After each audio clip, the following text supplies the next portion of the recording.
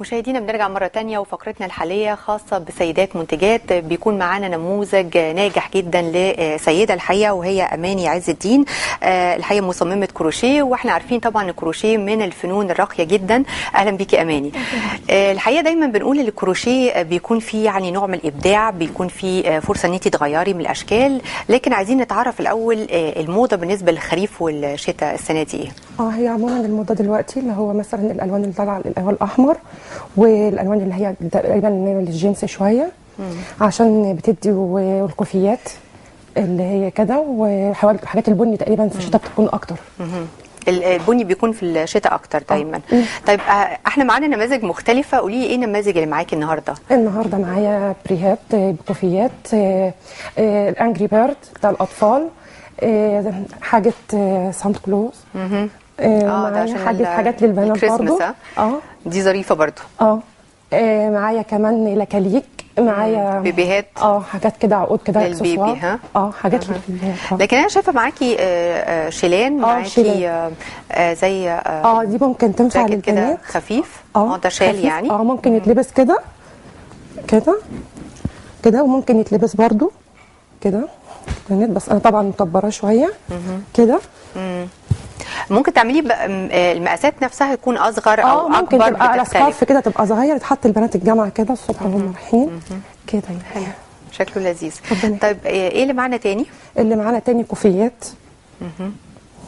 الابيض ده برضو لذيذ. الابيض الخيط بتاعه تحسي ان هو ايه اللي بيناسب يا اماني يعني بنات الجامعه اللي هم دايما بيخرجوا بدري؟ انت عارفه في الشتاء دايما بيكون كده. ايه اللي بيناسبهم من المجموعه اللي معاكي؟ يعني مثلا تلبس مثلا شال خفيف، سكارف على صدرها كده، الكوفيه، الايس كاب كده. الماتيريال اللي بتستعمليه في الاغلب بيكون ايه؟ الخيط نفسه؟ الخيط دايما بيبقى مستورد. بحب دايما ان هي الخيوط التركي، واحيانا بستعمل الايطالي، يعني حرير مثلا، صوف، قطن. في الاغلب يعني في الأغلب كده. طيب ايه اللي معانا كمان تاني؟ انا شايفه حاجه على بيه شويه. ايوه دوت شال بنوته كده، وممكن لو اتفرد مكان الرقبه بس هو اللي موجود. لا، وممكن لو اتفرد قوي كده مثلا واتعمل كده مثلا هنا ورده كده، ممكن يبقى مفرش البيبي. يعني ممكن يستخدم بكذا طريقه. الاحمر اللي معانا ده ايه؟ الاحمر دي بلوزه. احمر دي بلوزه كده. دي بلوزه بس هي مقاسها واسع شويه كبير. دي على ممكن تليق مثلا على شميز مثلا. على شميز ابيض باتي كده. ده ممكن اي حد يلبسه باختلاف الالوان بقى، يعني لو حد مثلا اكبر في السن شويه ممكن ما يكون مثلا على بني، على بيج، على اسود. على حسب بقى اللي هي بتحب. بياخد منك وقت قد ايه يا اماني؟ ده ممكن لو انا قاعده ممكن عليه ممكن ياخد 3 ايام. 3 ايام؟ 3 ايام. طب والشال اللي هو الابيض ده اللي هو الكوفيه؟ لا ده ممكن يوم لو انا قاعده فاضيه. بالك قد ايه يعني بتشتغلي الكروشيه؟ بالظبط انا بقالي بالظبط 3 سنين، بس كنت داخله الفيس لسه السنه اللي فاتت يعني. لكن معانا كمان حاجه زرقاء هنا. بلورو بتاع بنوته كده صغنن، بلورو كده للبنات كده. ده لذيذ قوي برضو. طيب ايه اللي معانا كمان؟ ممكن يكون سهل، يعني انا عايزه الحاجات السهله اللي هي مش بتاخد وقت في الشغل، اي حد ممكن يعملها بشكل سهل. دي مثلا دي ممكن ما تاخدش وقت خالص، لان هي يعني مفتحه كده، يعني عمود سلسله وكده تخلص على طول. طب احنا ممكن نشوف حاجه على الهوا نعملها دلوقتي؟ اوكي. يعني مثلا طب ادينا خلفيه بس الاول، ايه اللي هنعمله؟ هنعمل بصي الواحده دي المربع ده. هو دايما انا بحب اعمل مسميها مربع متعدد الاغراض. ليه بقى؟ لان بينفع مربع متعدد الاغراض. انا مسميه كده. ليه بقى؟ بصي حضرتك، ممكن يكبر قوي يبقى مفرش سرير، او ممكن يبقى بطانيه، وممكن يتعمل وحدات صغيره 10 سم في مربع في 10 سم، ويتعمل بتشبيكات بطرق مختلفه، ويتعمل منه شنط وبلوزات وخداديات للكيس وخداديات. وبيتعمل منه ومفارش وكل حاجه. كل حاجه بتعمل. طيب احنا هنبدا مع بعض، لكن عايزاكي تعمليه بشكل بسيط قوي وبالراحه جدا، عشان ايه لو حد من المشاهدين حابب ان هو يتعلم ممكن. تمام. قولنا بقى اول خطوه هتعمليها ايه؟ تمام. اول حاجه هنعمل 5 سلاسل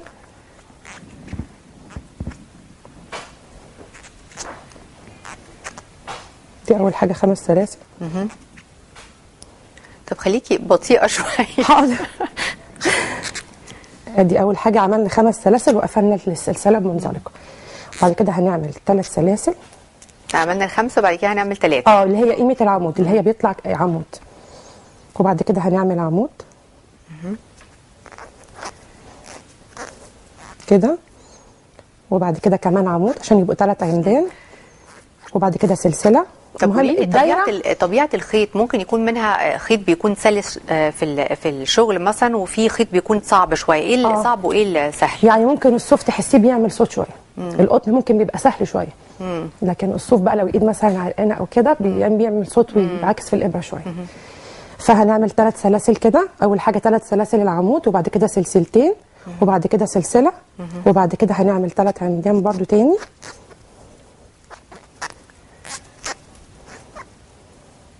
يعني شوفي الصوف بيعمل صوت طول في كده. ودي سلسله. ده اللي هو المربع المتعدد المربع ده. انا بحبه جدا والله، يعني بيعمل منه كل حاجه، وكوفيات وشنط كل حاجه. كويس قوي.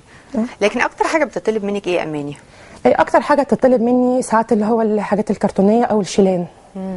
الشيلان نفسها. وممكن شيلان البيبي بطواقيها. البانشو ده. البانشو ده بنعمل جوه الدايره دي 12 عمود. ونقوم قافلين تاني بسلسله. 1 2 3. لا لسه كمان.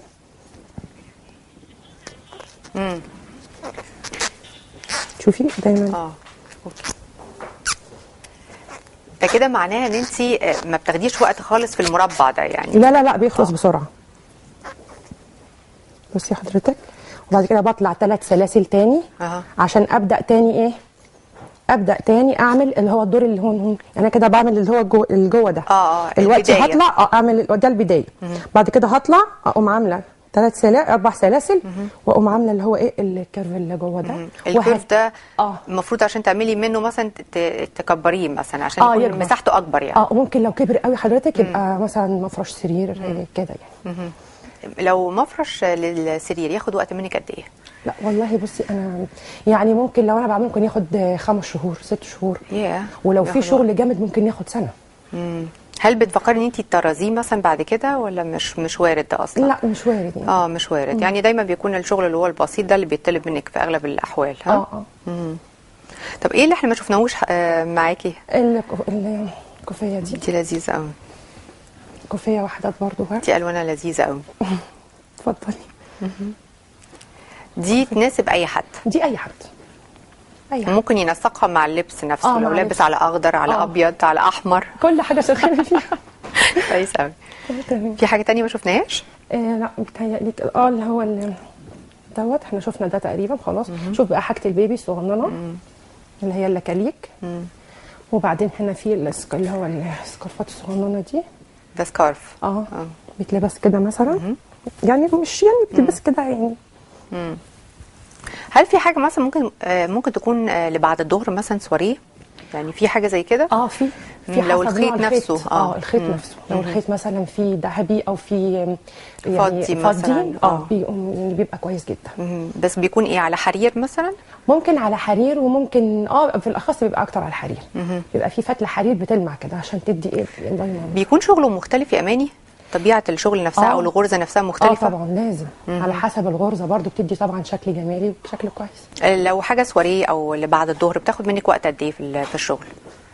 لا ممكن لو حاجه بتعوز شغل ممكن تاخد لها اسبوع 10 ايام. اسبوع 10 ايام؟ طب مش كتير. مش كتير. انت عارفه اليد بيبقى بياخد وقت كده. لكن انت بتكوني سريعه لو حاجه مطلوبه منك في وقت قصير؟ لا على طول. يعني مثلا الكوفيات دي ما بتاخدش مني حاجه. الايس كابات، الطواقي، الحاجات دي، اللكاليك بتخلص بسرعه جدا طبعا. الحاجات اللي هي الصغيره دي بتخلص بسرعه جدا.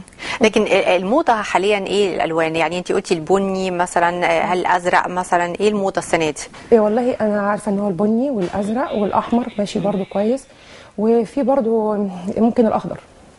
الاخضر. الدرجات كلها ولا درجه معينه؟